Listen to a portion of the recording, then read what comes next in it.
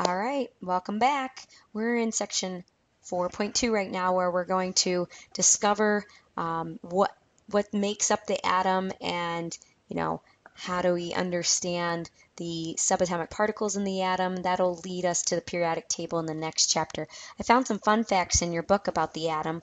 One was about if you enlarge the size of a penny and you made it as big as the United States, the atoms that make up that penny are about the size of a table tennis ball. So that kind of tells you how tiny atoms are. Also, in one drop of water, there's billions upon billions of atoms in that one drop of water. If you look at your eraser right now on your pencil, there's millions of atoms, billions of atoms on top of that eraser. So atoms are very, very tiny, and we're going to learn a lot more about the structure of the atom inside of it. We learned about the history. Now we're going to dive into subatomic particles and, how they work inside the atom and how the atom is what it is. So the first slide I want to show you is about protons and neutrons specifically. You might remember some of this stuff from previous years, but now we're going to get into a lot more detail. So first of all, protons and neutrons are going to be in the nucleus of the atom. Now, I have blue spheres and red spheres, and protons and neutrons aren't colored, but you're going to see me color the protons as red and the neutrons as blue, but they're not really colored in real life. I just want to stress that to you. But they're in the nucleus. They're located in the center of the atom. Protons are going to have a positive charge, while neutrons have no charge. And you probably have already heard this before, but we got to repeat it, make sure it's ingrained in your head. So positive charge for protons, no charge for neutrons. They don't have a charge. Neutrons are a little bit bigger than protons as well, but they're pretty much the same size. And when we talk about their masses, we're just going to say they're 1. AMU is the unit that we use for these subatomic particles instead of grams. They're too tiny, we can't measure them, so we actually gave them their own measurement of AMU, which is atomic mass unit. And we'll talk about that in another slide. But the difference between the sizes of the protons and neutrons are so slight, but neutrons are slightly bigger. One other thing, here we go. Both protons and neutrons are going to have a total mass, we're going to say, of 1 AMU. And again, AMU is going to stand for atomic mass unit. Okay, now we're going to get into some other subatomic particles, the electrons. And an electron is going to carry a negative charge, and it almost has no mass at all. We say almost 0 AMU. Remember, that's atomic mass unit. They do have a little bit of mass, but it's so insignificant, it's very difficult to actually factor that in. So when we talk about mass and we do calculations of the mass of these subatomic particles, we're not going to include the electrons because they are so tiny that they have an almost 0 AMU. Electrons are going to be found orbiting the nucleus of the atom in the electron cloud.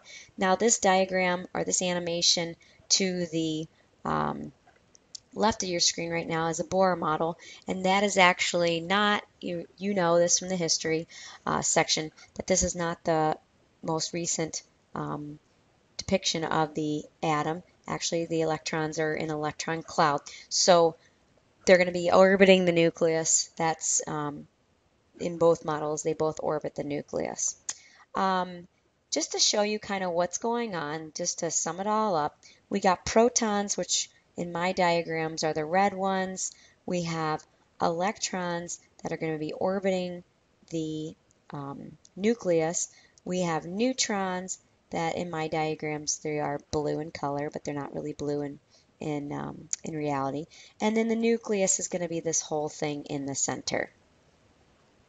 Okay, if we compare protons and electrons, if we have an equal amount, then you're going to have no overall charge. You're going to have a neutral atom. If your electrons equal your protons, it's a neutral atom. But if your number of electrons and protons are not equal, then the atom becomes a charged particle, and that is called an ion. So ion, you want to highlight, underline that word. This is a new vocab word. An ion means that it's charged and they don't equal. If you have more protons, you're going to be a positively charged ion. And if you have more electrons, you're going to be a negatively charged ion. So remember that. We're going to keep referencing that. So stop the video and write this down. Rewind it, repeat it. Get that ingrained in your head. More protons, positively charged. More electrons, negatively charged. Okay, in this next slide we're talking about atomic numbers, and I kind of talked a little bit about atomic number before without even you knowing it, but we need to familiarize ourselves with the box that's on the periodic table. You have your symbol in the center of the box, and then you have numbers in the box. Typically the number that's in this case it's below the symbol, that's the atomic number, and the atomic number is the number of protons in that atom or with that element. So let's see if we can recognize what the atomic number of the next elements on the periodic table are going to be. Let's kind of focus in on this periodic table, and if I said in this case the atomic number somewhere else, see if you can figure it out. If I said the atomic number was 13, what element would you say it was? Hopefully you said it was aluminum. In this case, the atomic numbers are located above the symbol. They change in every periodic table depending on who the author or the artist is that make the periodic table for that textbook. But here's the clue. The atomic number always goes in order. So hydrogen's always number 1. That's its atomic number.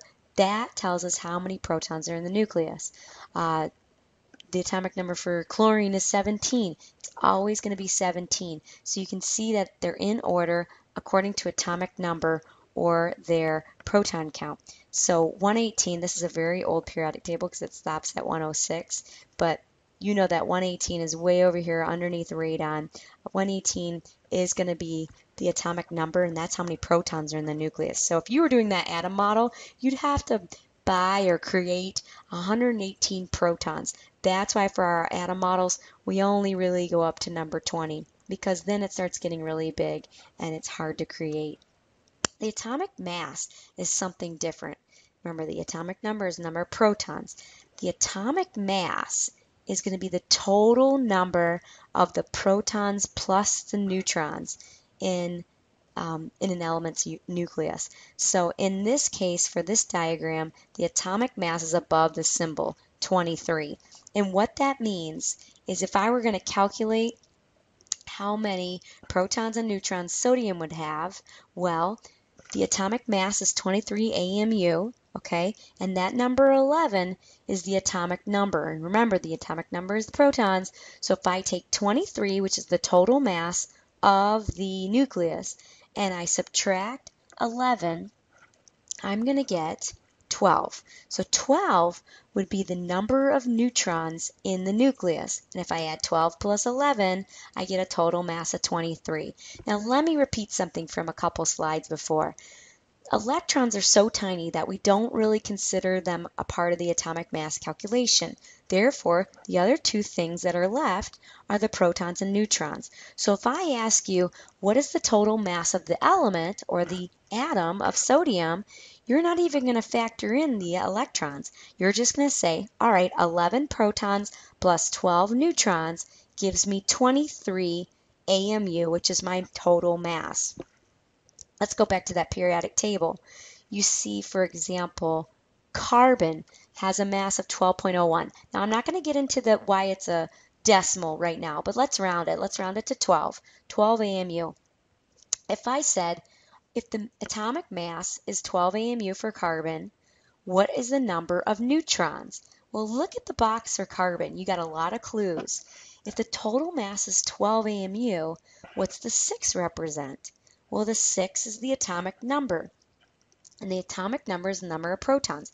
So if I asked you how many neutrons does carbon with a mass of 6 have, you would take 12, you would subtract 6, and you would get 6 neutrons. So 6 neutrons plus 6 protons gives you a total mass of 12. And remember, the electrons are not counted because they're almost 0 AMU.